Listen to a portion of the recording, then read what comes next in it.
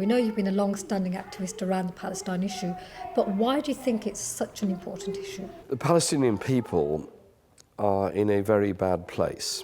They're either under siege in Gaza, under occupation in the West Bank, having their land taken by settlements all over the West Bank, and sadly, many tens, nay hundreds of thousands in refugee camps in Lebanon and formerly many of those in Syria. I was one of those movers in the last Parliament to ensure that we had a debate on a votable motion for the recognition of Palestine, which we finally achieved, absolutely historic vote. At the debate at JW3, I pointed out that the only real way for peace in the long term was by recognition and was by ending the bombardment and deliberate impoverishment of the people of Palestine, particularly Gaza, but also there had to be talks that included all the organisations. Whether one agrees with every policy and every social view of all those organisations is not the issue. The issue is you have to talk to them. Even the former head of Mossad is now saying that Israel's going to have to talk to Hamas. And also, I gave a message of solidarity to many people in Israel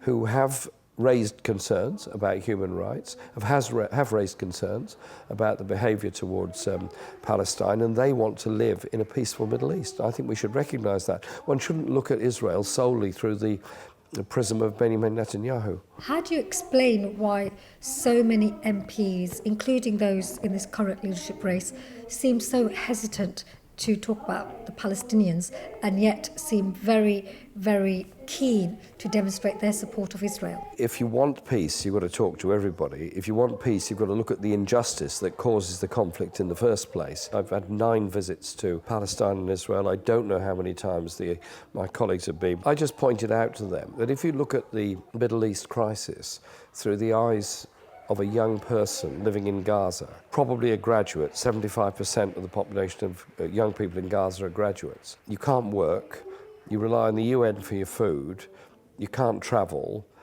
your house may well have been severely damaged during the last bombing, and you can only look at the world vicariously through a computer screen or a television. You feel pretty angry. And if you want to bring about peace, then you've got to actually engage with the Palestinian people.